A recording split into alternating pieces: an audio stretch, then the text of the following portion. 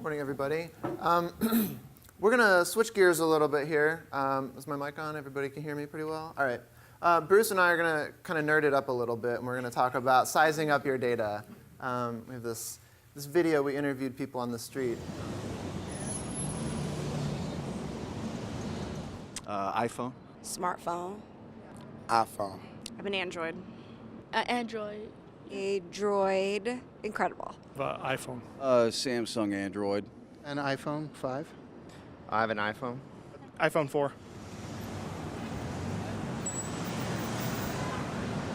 It's my lifeline. Very important, both for business and personal use. It's like my right arm. Very. It lets me connect to everything that I can't do with Facebook.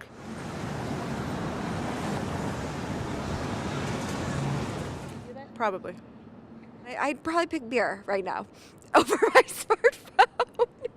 I'm a lawyer with like 24/7, reachability issues. So yeah, I would probably give up beer. I would hate to have to, but I would. That's a good one. I think so. I need to be able to connect to people. Yeah. We will make these videos available online. They're really interesting. There's a lot of good feedback that we got from people just downtown Cleveland on a nice sunny day. But what we found is really that people love their smartphones. We can jump into this nice video, Bruce and I. But what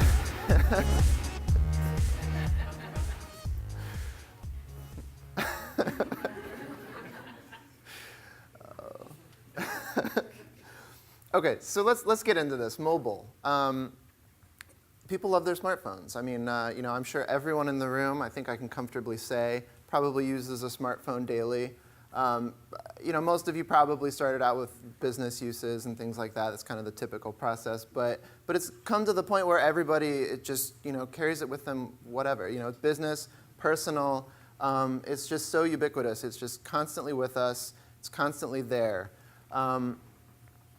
So responsive web design. We want to talk about websites, right? So to look at the ubiquity of the mobile, kind of the mobile world, we wanted something to compare it with. So let's look at broadband internet. That's something that we think of as just really taking off. Broadband internet, it's everywhere now. Well, in the last 12 years, since broadband internet really came into existence, there are about 650 million connections worldwide. And that seems like a lot, right? Mobile technology, smartphones, tablets in particular, really came onto the scene about 5 years ago. And since then, there are now over 900 million smartphones in the world. By next year, at this time, that's going to be double the amount of broadband internet connections. So we now have broadband internet in our pockets everywhere we go. So we asked earlier, and if everybody had a chance to take the poll, we're going to get the results up here in a second, but does your business currently have a mobile optimized website? So looks like a majority of people don't. This is actually higher than I imagined, and actually the numbers are a little bit lower. So if you haven't taken the poll yet, go to trends.thundertech.com. You can do it on your smartphone or tablet. And I'm happy to see that it's a little less than 33%, I think, have a mobile optimized site. Now, so anyways, the national average for that, and actually the worldwide average is 27%. So that's looking at the Fortune 500 list. ThunderTech recently completed a study where we looked at the top 100 companies in Cleveland. So this is data from Crain's. We looked at the top 50 private and the top 50 public companies in Cleveland. It was about 24% had a mobile optimized website. So I'm glad to see that our ThunderTech clients, the people that we work with, are a little bit more savvy. We're kind of there ahead of the pack. But this quarter number seems really low to me, considering that a majority of US consumers have smartphones. So more than 50%, I think the numbers are around 53 to 54% right now, have a smartphone and keep it with them every single day. So we want to look at why why there's such a big discrepancy, between so many consumers having smartphones and so few businesses jumping on board to meet that immediate content need.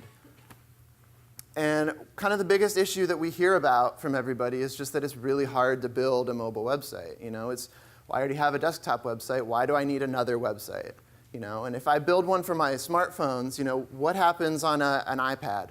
Do I show the desktop site? Do I show the mobile site? What happens on an iPad mini or a Kindle Fire? I mean, all of these screen sizes really create a headache for everybody, just in terms of what do you do? How do you meet this need? So it would be really great if we had just a one-size-fits-all solution, something that just feels great everywhere you go.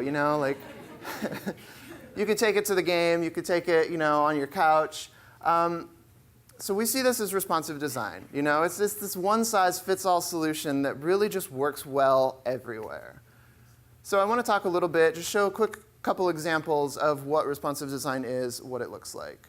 So it's one site that magically, and I use the word magically here, that's technically, adjusts itself and adapts to fit whatever size display you're using. So a few big brands, Microsoft and Starbucks recently launched new sites this year, and they're using responsive design. So this is what it looks like on your desktop computer, your laptop. You pull it up on your tablet, your smartphone, it looks great. But it's not two separate sites. If I want to edit the content on my desktop site, I don't have to edit it again for my mobile site. Another really great thing is that all of the content that's there on the desktop site is available on your phone. So if I'm looking at the new Microsoft Surface tablet while I'm supposed to be working, and I'm sitting at my desk, kind of just checking out the Microsoft site, when I go home later and I'm just sitting on the couch and I want to pull up the site on my phone, everything is there just like it was, at my computer. But I don't have to pinch and zoom and, deal with it like that. But it's not just huge brands that are using this. It can be used in a lot of different places because it's not really that difficult. We recently developed a site for a new residential building downtown. So this site it's really a brochure site. It's kind of just putting information on leasing, descriptions of all of the units, contact information, things like that. But it was really pretty simple for us to just take it that extra step and make it really well optimized for tablets. Really beautiful on any size smartphone. A little bit more of a complicated, complex version here. This is a site we finished for the nation's largest provider of self-directed IRAs, so retirement programs. But you can actually log in. This is more of an app where you can log into the site. You can get your account information, your balances, any fees. But you can also connect with other users. So it's sort of like a social networking site where you can get information from people about retirement options. But what's really great is that you can do that on your tablet. You can do that on your smartphone. Wherever you are, you've got this connection to these other people and to your information. So it's not a lot of extra work to do this, but it really serves that immediate need of just getting your content to your users at all times. So just real quick, we believe in mobile. We've seen it really take off in the last couple years, really. So we've got this little setup that we've been working on where we've got all sorts of different new devices. We're constantly trying to stay in touch with what's going on, what are these new tablets, how do our sites look on these things. But really, that's what it comes down to, is that there's so many different screen sizes, literally hundreds of screen sizes that people are going to be looking at your site. So what can we do to get them to look beautiful? And that solution is really responsive design. So we're going to change over here. Bruce is going to come up and talk to you about human evolution and apes, I think. I don't know.